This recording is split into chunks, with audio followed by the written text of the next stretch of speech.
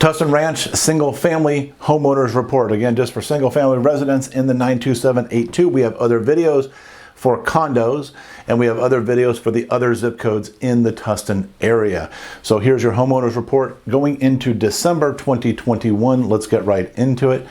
Guys, we're going to be covering price data, sales data, and predictions for the upcoming month.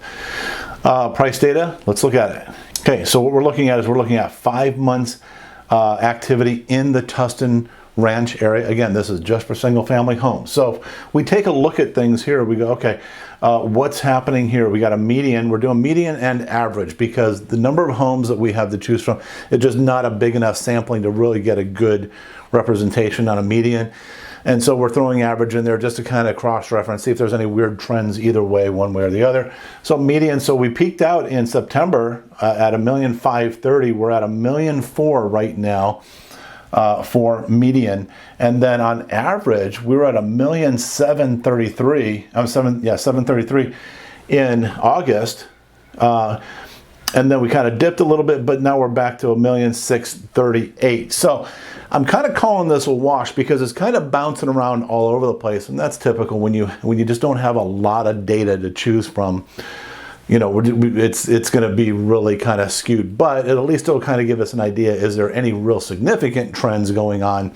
Well, no real significant trends, just kind of some movement all over the place. We will keep an eye on it. You should keep an eye on it as well.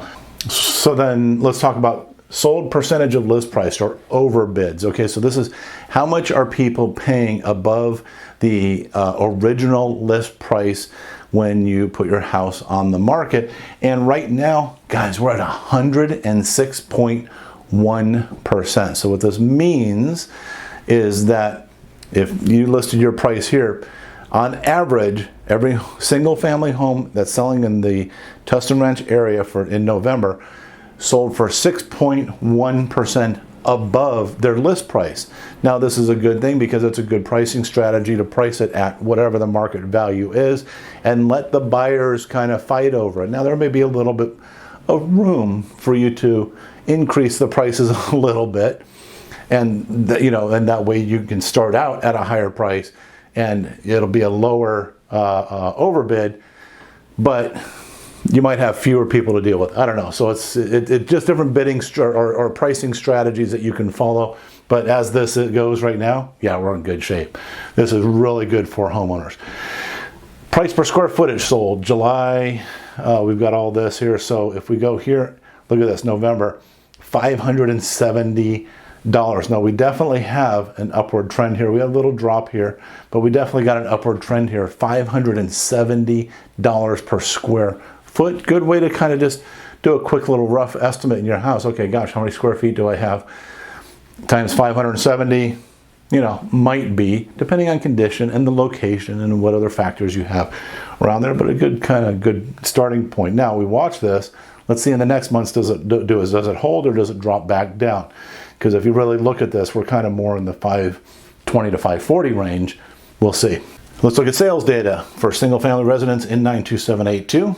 So we're looking at new listings. New listings, we peaked out at 25 in July and only 6 in November. Only 6 single family homes in Tustin Ranch came on the market in November.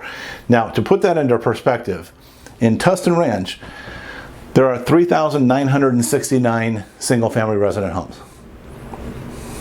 And 6 came on the market.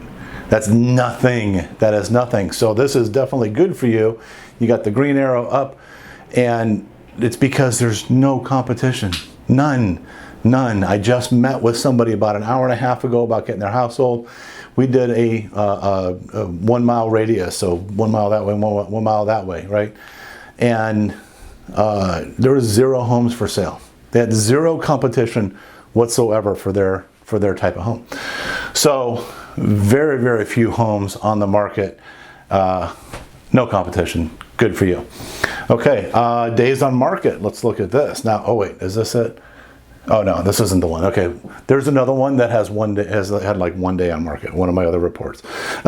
So you can see, it's just kind of bouncing around again. but we're talking between 1 and 2 weeks. Between 1 and 2 weeks. So what days on market is how long until from the time you put your house on the market available until you actually get a viable offer that you accept and go, yeah, okay, I'll take that offer. That's a good offer. And it's between 1 and 2 weeks. November, it was 8 days. So really good. That is a really good thing. But I call it a wash because it's just it's nothing consistent. There's no trend up or down. We're just kind of watching and see what's going on. But it's still really good for you. Closed sales. Closed sales is, again, really low. 7. We had 7 closed sales. But again, this is good for you because that means that there's more closed sales happening than there are homes coming on the market. It's just that simple. So you can understand the whole supply and demand thing. Then you understand, hey, there's more going out than there is coming in. Man, demand is going to be even higher. Months of supply. So how many months, how long does it take if we stop selling a house, every house, we did not put another house on the market for sale at all in the Tustin Ranch area? How long would it take to sell the existing inventory? And that's 0.5 months. So, 2 weeks. 2 weeks. Every single property in Tustin Ranch, single family residence, would be sold in 2 weeks. That is nuts. Okay, that's super fast. So again, really good for you guys because it's wiping out the competition. And now, let's get into some predictions for single family residence for 92782 area code. First of all, I'm just calling this, it's a green flag. It's thumbs up. It's all, hands on deck. If you're thinking about selling, there's nothing in your way to get your house sold. Just make sure you price it correctly and, and put it out there, do some good marketing, have, the right message delivered to the audience that you're trying to reach and get them to buy your house. But there are a few things you need to keep an eye out. If you're not selling right now, you need to keep out for some stuff coming up in the future. But I want to mention, if you want me to show you how you can completely rehab your house with no upfront money out of your pocket, none, no money out of your pocket, completely rehab when you're thinking about selling it, not just so you can get a higher price, because who cares if you get a higher price, but you don't put extra money in your pocket. I'm talking about getting extra profit. Okay, so if you want to do that, at the end of this video, we're going to pop a video up on the screen here. Take a look at that, and you'll learn how we do that. So you can get that higher price if you're interested, and we only charge a 1% listing fee, so we're saving you money that way as well. A month ago, November 1st, this article comes out. Zillow announced that they were laying off their entire workforce for the buyer's side, for their home buying business, right? So they shut down their entire home buying division. Stop, no more buying houses at all. And this raised some red flags, because if you think about Zillow, they're the hugest aggregator of real estate data in the country, if even not the world. And they should have an idea of what's going on, and they're saying, gosh, we're not buying houses anymore because our last earnings report was said that it was we weren't profitable. And you kind of go, okay, well, that's really weird, because if that's the case, then why are you also dumping 7,000 homes? They have 7,000 homes that they are dumping at a loss.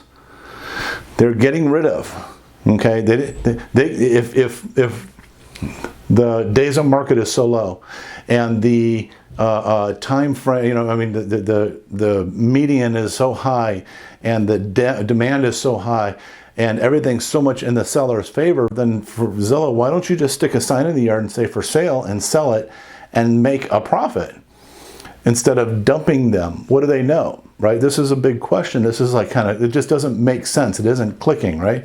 And so this was November 1st. Now, this just came out, said Zillow canceled hundreds more home contracts across the country. So what that means is they were actively in contract with people to buy their houses. Yes, we have an offer, we're going to buy your house, we're going to do all that stuff. Now, it makes sense because they're shutting down their home buying division, but they were already in contract with these people, many hundreds of people across the country, and they canceled all of them. They canceled all of them. Wait a minute, real estate's not profitable. Then, again, what do they know that we don't know? And then this article came up, said iBuyers are selling Arizona homes at a loss. Now, iBuyers, Zillow's an iBuyer, an institutional buyer. Big companies, they'll buy any property. Usually they'll buy it at a discount, and then their goal is to rehab it, flip it, and make a profit. Right? Well, if other iBuyers, as this is implying, are getting on that trend, again, what do they know that we don't know yet? Okay, and yes, this is Arizona, but as things start happening in other areas, they all trickle into Orange County. So things to be thinking about and watching as we move forward. And then, of course, yes, this just 20 hours ago, first Omicron variant in the U.S. was detected in, where else? California, of course, right? So again, it doesn't matter where you are at on this. You could be on the side where it's like, oh my gosh, the sky is falling and we're all going to die, or you could be on the other side where it's a conspiracy theory and you're all nuts. It doesn't matter. What matters is that as this news is put out, people are going to start reacting. How are they going to react? We don't know yet. We just got to wait and see about that too. But every time we seem to have some sort of spike, people kind of pull back on putting their houses on the market. And, then that just creates more demand and things like that. So from a homeowner perspective, not a big deal because, well, more demand, prices going up and things like that. But, could it go the other way? Who knows? I don't know. So, just, you got to be aware of these things as you're moving forward. And then finally, sorry, we still don't know what the effect of the eviction and foreclosure moratoria are. We just don't know yet. We know that they're going to hit at some point in time, right? Because there's lots of people who did forbearances, and the Consumer Finance Protection Bureau put out put out demands on the lenders saying you better do everything in your power to help these people avoid foreclosure. But in the end of the day, if the person can't make their payment, they can't make their payment. That's just all there is to it.